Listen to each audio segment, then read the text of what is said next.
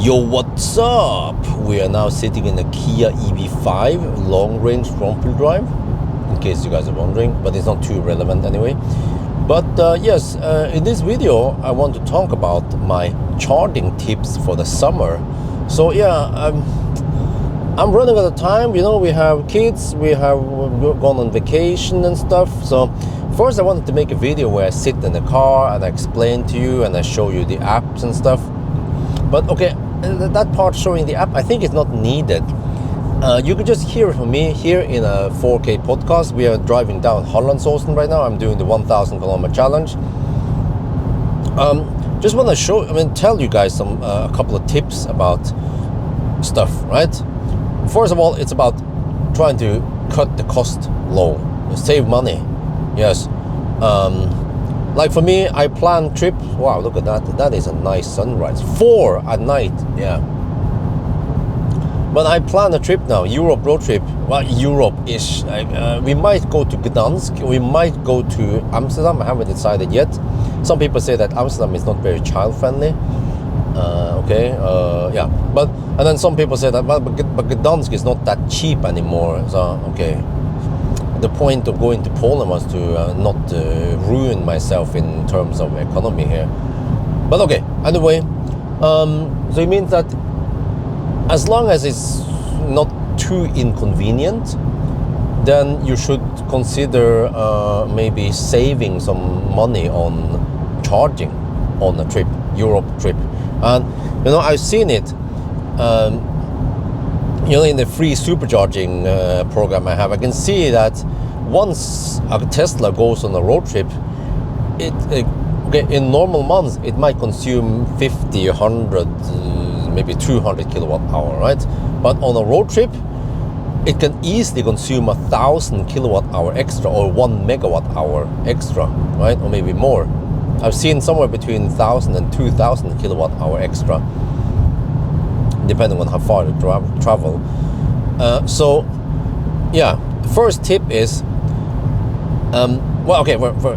depending on which car you have, but it also depends. Okay, everything depends, but you have to figure out yourself. But I'm just going to toss it out that you should seriously consider Ioniq Passport.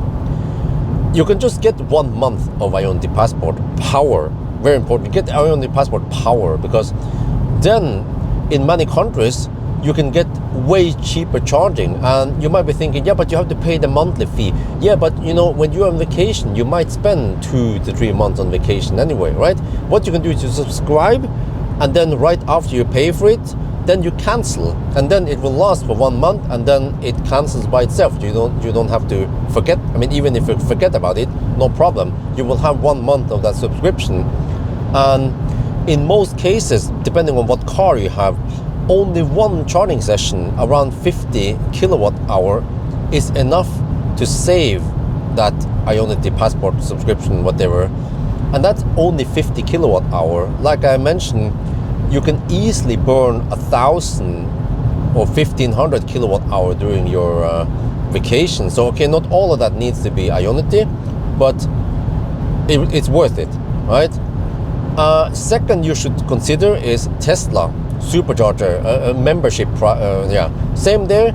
It costs around 10-12 euros, I don't remember. You can just subscribe for it and then cancel it right away. So then you have those two. If you want to helgardere, you have those two. But here comes the difference, because Tesla for now only has 400 volt, except for the one in Hellerudsletta. So if you have, like I'm going to be using the Q6 e-tron, I will borrow it from Möller, thank you so much, for 3 weeks actually. That is 800 volt, and then when you charge at supercharger, well, it still goes at okay speed, 135 kilowatt. So then it depends. Is it critical that you charge really fast? If it is, then I suggest you go for only Ioniq. But if you want to have extra flexibility, you can go for Ioniq and Tesla. Then you get better coverage, and then there are many cases where like a 20-minute stop doesn't matter, because you have kids or dogs or wife who needs to pee, right? And then that stop will be longer than 15-20 minutes.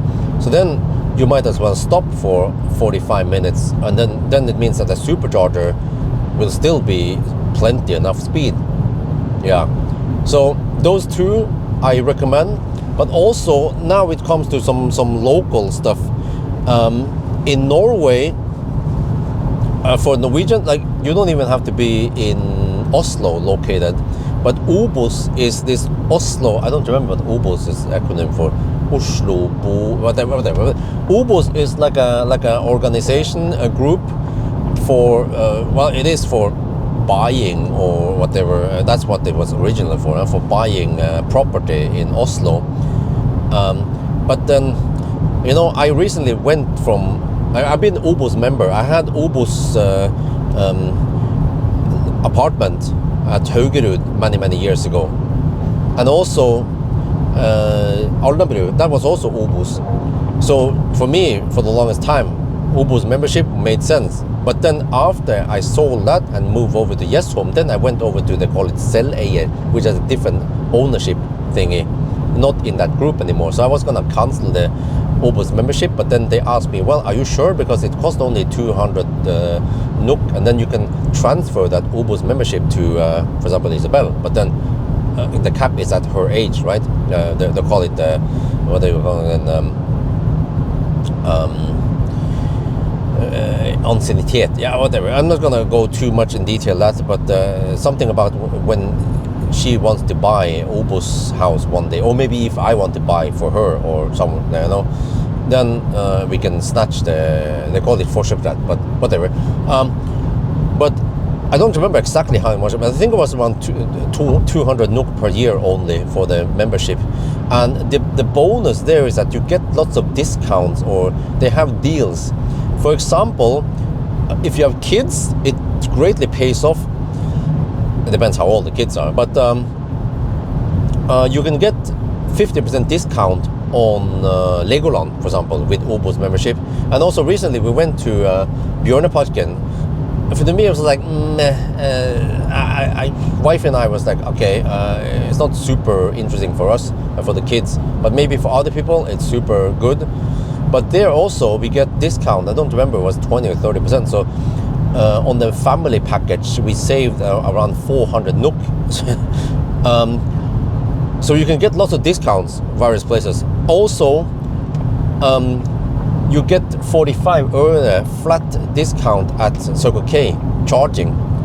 So normally when you do the whole Circle K thing, you have to build up more visits to get the higher tier, right? It's like frequent flyer, and once you hit the highest tier, you then achieve 45 euro per kilowatt hour. But for me, since I was OBOS member, I instantly got 45 euro per kilowatt hour. But now during summer months in July, I don't remember until when, by the end of July-ish, then as a OBOS member, you get minus 100 euro or minus 1 NOK discount. So then suddenly Circle K costs, and normally it's 6.3 NOK or 6.29, I think it was. So now it's only 5.3 NOK per kilowatt hour with that OBOS. And then that means that it's actually cheaper than Uno X stations. They are usually 5.5 NOK per kilowatt hour.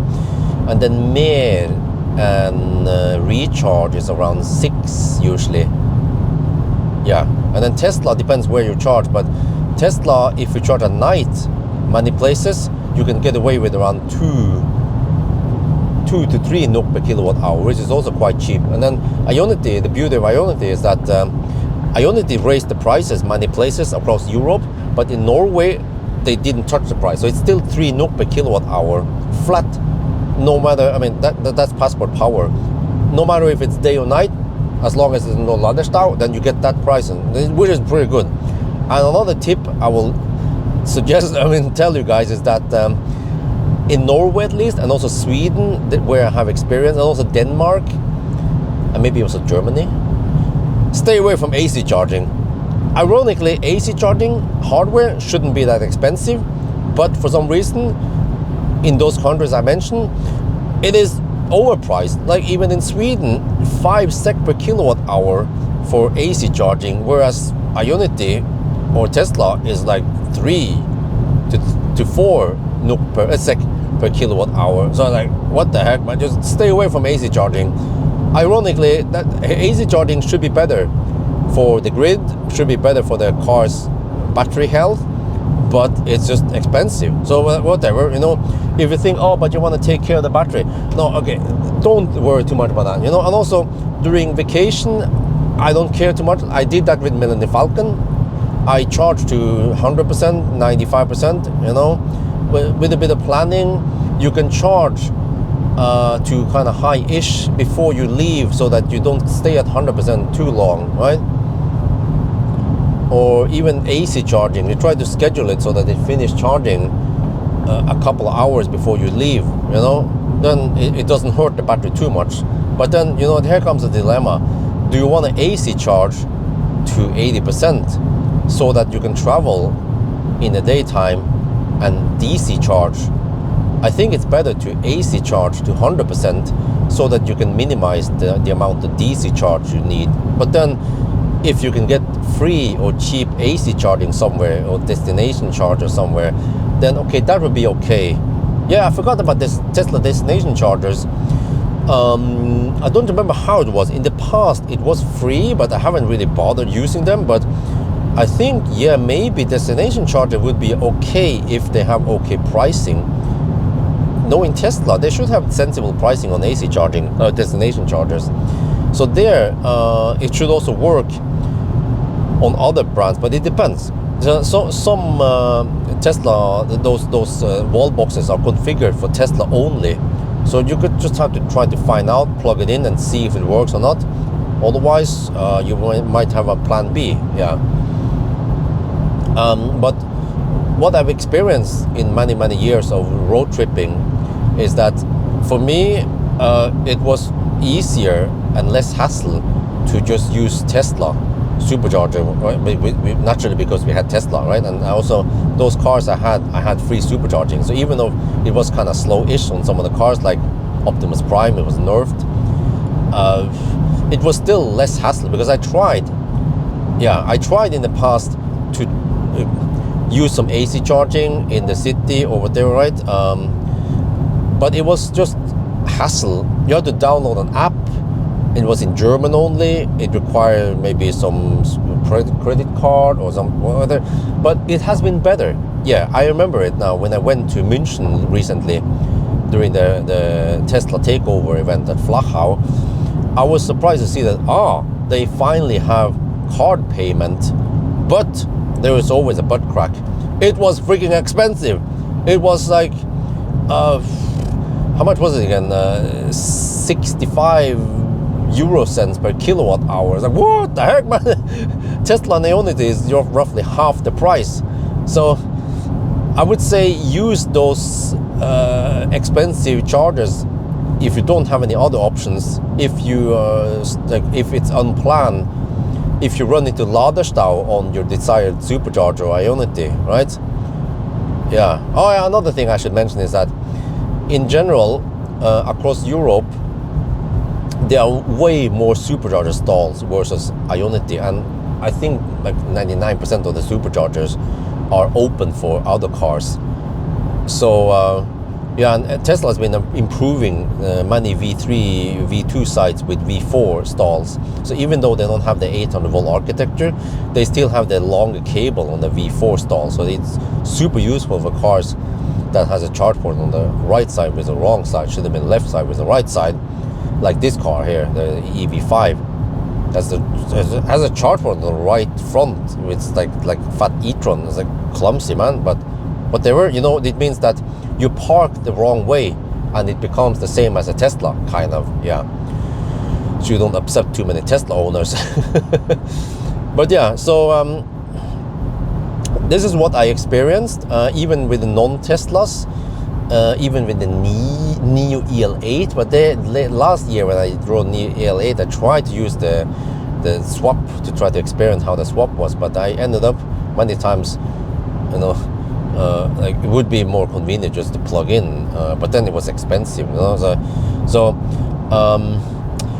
my tip is that okay, in the past, like let's say 3 to 5 years ago, it was like a jungle of charging apps out there, and like different charging networks, and it was really clumsy.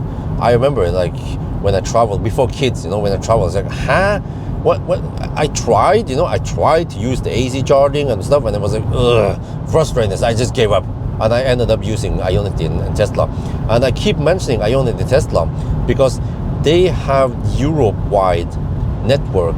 Yeah, we heard recently that Mer and Eviny, they are joining forces, and they also have chargers across many European countries. But nothing beats Ioniq and Tesla because they have in almost all the European countries.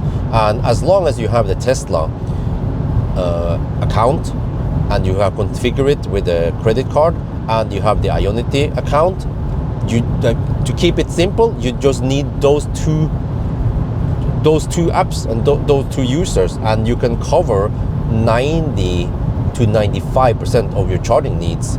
And for added flexibility in some of the Nordic countries like Norway, Sweden, Denmark, you can also get the Circle K app. And like I mentioned, but this is for Norwegians, if you're Obos member. But also you can become Circle K Extra member, yeah, and you get some bonus. I think, yeah, but the thing is that Circle K Extra membership in Norway doesn't apply to Sweden. But I think the discount applies. Yeah, the discount applies, I remember. So even for me, the Obos membership, I get lower price in Sweden when I charge here, so that's good. But then it depends where you're going. So if you're not going in the Nordic countries, then don't bother with Circle K. So just then I recommend just going for Tesla and Ioniq. But there's another thing you should you should know, I want to point out, which is those roaming apps like Plug Surfing or Elton we have in the Nordic countries. They are very convenient because you can roam across many CPOs, but they add a freaking expensive roaming fee, and like, it's maybe, I don't remember, it was 10-20% more expensive than using the native app, or even maybe using the card payment that many places offer. So yeah, and in general, Mer and Recharge in Norway at least, they are, and also in Sweden, yeah, they are actually kind of expensive compared to Tesla and Ioniq. So of course, if you just occasionally fast charge, then no problem.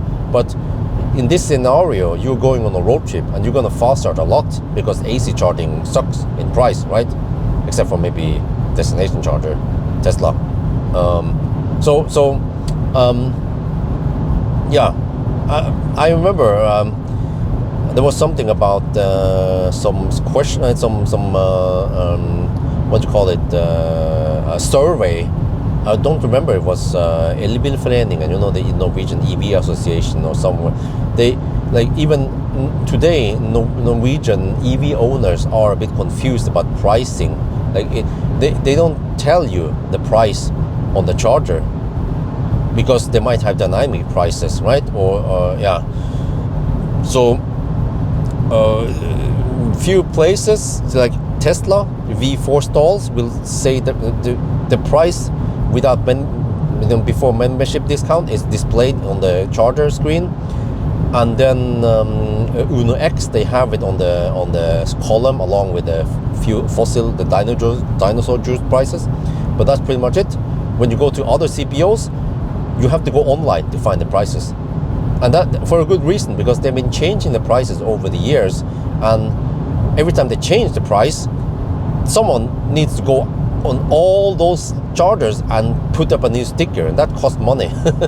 So yeah, I mean, that's why, because the whole system is not like fossil, where you have a digital column showing price day to day, you know.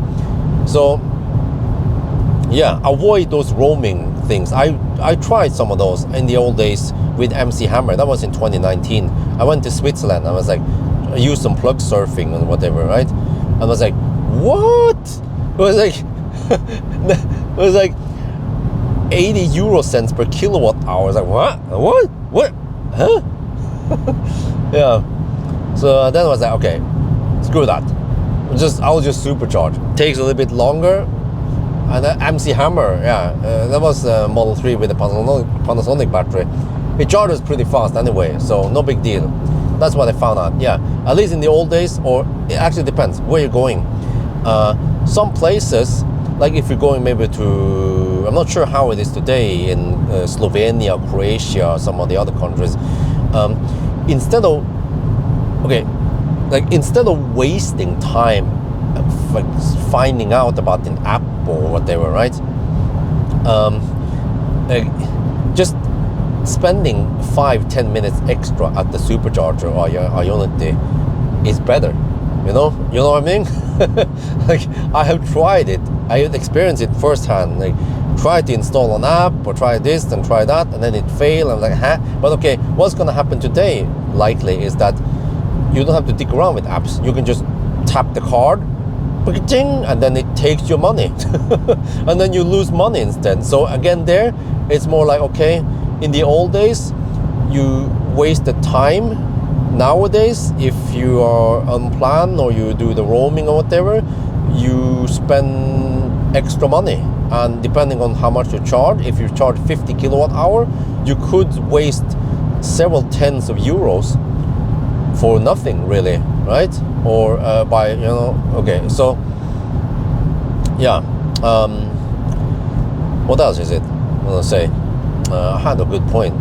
Sorry, this is kind of unplanned. I don't have a script. I'm also driving. I don't want to look at a script. But yeah, I was going to say something. Be careful about one thing. I made a mistake before that I saw that. Oh, I was like, I bounded the Circle K. You can, in the Circle K app, you can add an RFID chip. It's like, very convenient. So I added a chip. I added the Fortum charge and drive. This is before they call a recharge, right? I added the chip and said, very convenient, because then I could just every time I went to Fortum, and then I can just every time I went to the Circle K chargers. Very convenient. But then I noticed, like, it works on Ionity. Huh? What? Free charging? Yeah. Until I found out afterwards. No. That was niche kostenlos. That was Circle K roaming on the Ionity and way higher price. They added 20%. What? It was like almost 10 NOK per kilowatt hour. And then, okay, so I removed that.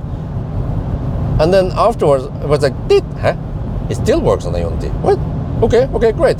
Then I found out, freaking recharge also roams on Ionity. So you have to be careful, because if you use those RFIDs and there's some roaming shit, you're gonna spend way too much money on the roaming cost, man. So just be careful about roaming. Even if a chip works on a place, it's not free. Most likely, the time is past where there's free charging. Like, I remember in the old days, yes, that was like 10 years ago, there'd be free 50 kilowatt chargers and stuff. That doesn't happen today anymore. So just keep that in mind, when you go on a trip. But yeah, what else is it? Yeah, I mean, I would still say, please try to use common sense. If there's Ladderstau, you don't have to charge 100%, right? It depends. Okay, it depends. If you have an Xpeng G6 or G9, then okay, no problem, right? Even at 95%, you're taking 100 kilowatt or something like, then it's Schnell anyway. But if you're taking only 30 kilowatt and there is Ladderstau behind you, then you should consider getting out of the bay so other people can take that slot, So yeah, and I mean, now it becomes kind of technical, because many of the Alpitronics nowadays, there's 400 kilowatt or 300 kilowatt, but 2 stalls are sharing, right? So if you have a slow charging car, you should maybe try to use other stalls that are kind of slower, because that's a bit precious power that is not available. So you know what?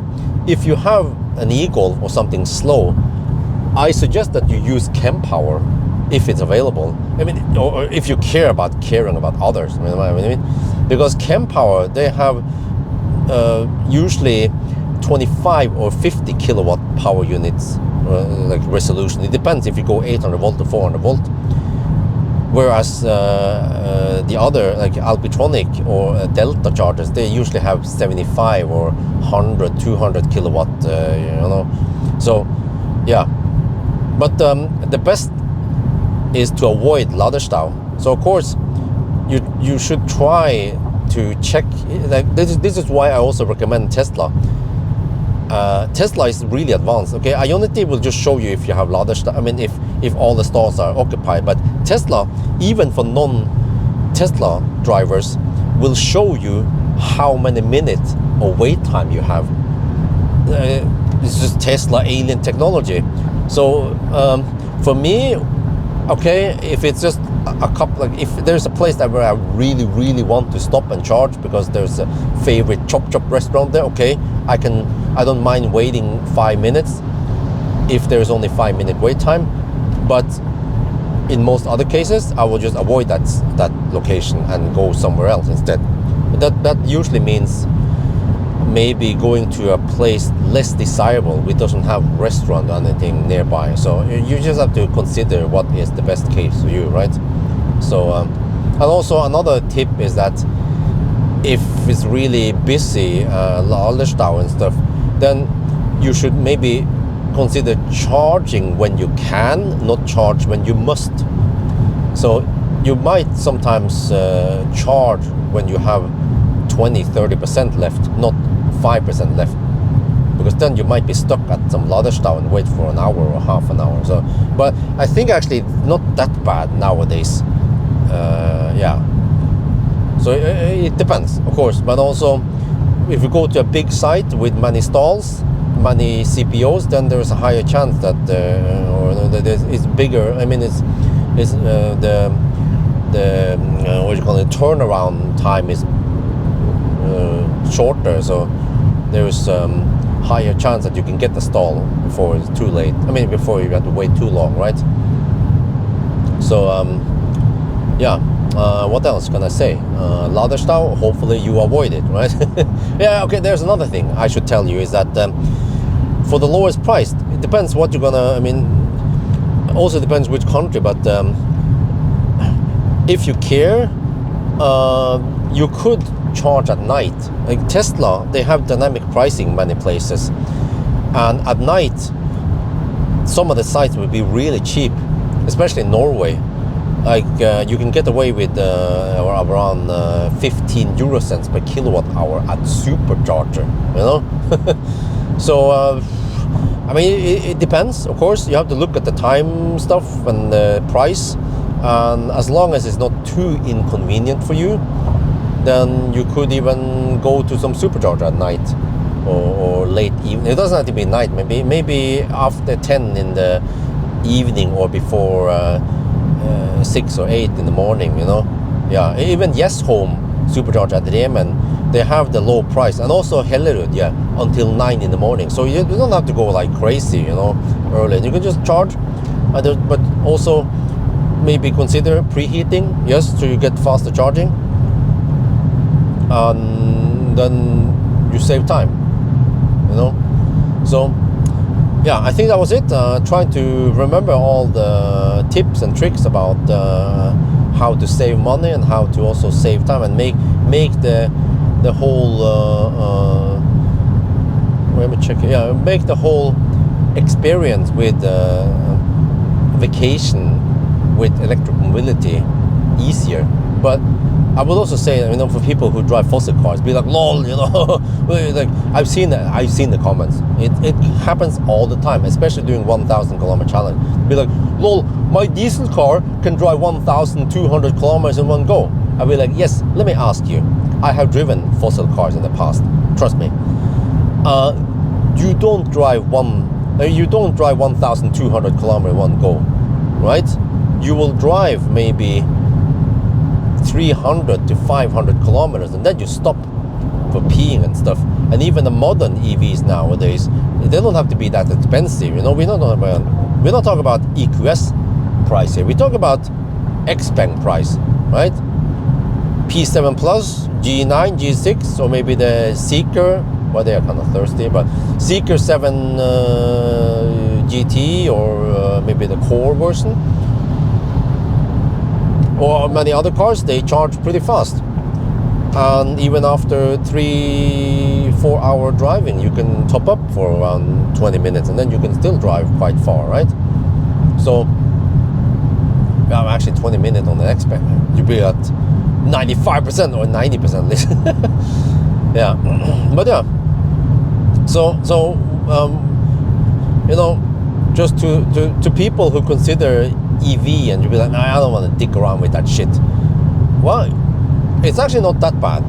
With a bit of planning, you know, and you know, like you don't need a jungle of apps. Like I mentioned, if you want to keep it simple, get Ioniq and Tesla. Sign up 1 month, cancel. That's it. 2 apps to rule them all. Okay, but 2 apps should be plenty enough.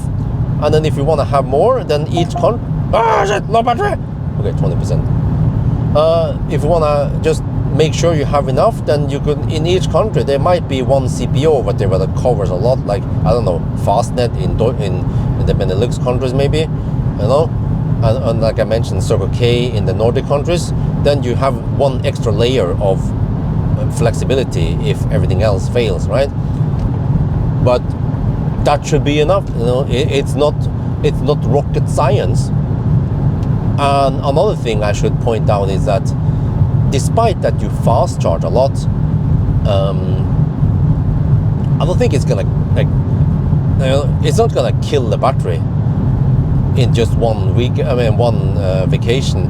Like when I do my trips or 1,000 kilometer challenge, I don't see the state of health drop by 1%. You know, it takes way more than that.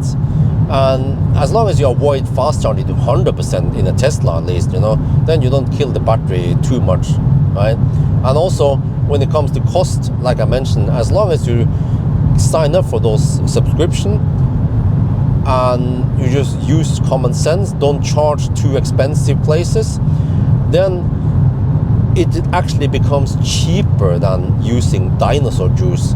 Yeah, just do the math. You know, 1.5 to 1.8 euros per liter on dinosaur juice versus, I don't know, supercharger / Ioniq. It's most likely, in most cases, depends, you know, where and all that, it's gonna be cheaper, even with DC fast charging. Yeah, but of course, if you only tap the card and charge at freaking 80 euro cents per kilowatt hour and stuff, and you hammer 200 kilometers per hour just to slow down before the next Baustelle, then of course you're gonna burn a lot of money. Just use common sense, bruk huet. Yeah, and then you will have a nice and pleasant road trip. And I would say it's actually better than fossil, because with electro-auto, you have other benefits. It depends how good the car is. For example, if you have a cooler box with you, like I have now in this box, in the Jova cooler box fridge, and if you have a Tesla or maybe some other cars, you can, some of the, and I think X-Bank has it also, maybe Seeker. You can keep the 12 volt or the USB active while you are gone, and you can set how many hours or something you want it. So then, when you are doing stuff, I don't know, go on amusement park or whatever, you can keep the 12 volt active and keep the cooler box nice and cool, because you might have checked out at one Airbnb and then on the way somewhere doing something, and then so that, you know, you don't have a hotel or a place to stay where you can put your fridge food there, right? Could be stuff like milk and stuff, or yogurt that spoils. So there, in a fossil car, you cannot do that. But with EV, well-designed EVs with good software, then you can run stuff like that, right? Or even if there, for some reason, you don't want the car to be too hot, then Tesla has even the cabin overheat protection. You can set 40 or 50 degrees Celsius max temp, and it will do some only fan to keep the cabin not too hot. there could be reasons why you don't want it to be too hot. Maybe you have food in the car, or maybe you have what you call again, cosmetics, right? The women, I know that cosmetics might not like too high temperature over time before they start degrading and spoiling or whatever. So yeah, EV is the way to go. You know, once you realize the disadvantage with EV minor versus the advantage with EV, like economy and convenience and whatever, then I would say that EV wins. Yeah. So yeah, I think I cover everything now. So just trying to give you guys as many tips as possible. And of course, you can also comment in the comment section if you have more tips to other people about what to do, what to avoid, and so on. Yeah. Okay, one last thing I will mention is that in the old days, I would spend so much time looking for places with hotels or ABRP or something, right, with AC charging, destination charging, or some kind of AC charging. Nowadays, I feel like cars are charging faster and faster. The battery technology is evolving, and also the charging network is evolving big time. So for me, nowadays, I don't waste time looking at places with AC charging nearby. I would rather just look at a place without maggots. No, I'm just kidding. But I was just like, well, whatever, I look at price instead. And then because I found out that with kids, we usually stop somewhere and then there's some kind of fast charging nearby. I top up for 10-15 minutes, and then by the time the food is ready, I just go move the car, and then that's it. Very convenient. And as long as you stay on the right network and you have the right subscription, then it doesn't cost you too much either, right? So okay, anyway, I think that's it. Plenty of tip from me. So that's gonna be for now. Hope you guys enjoyed this video. As always, thank you for watching, and talk to you later.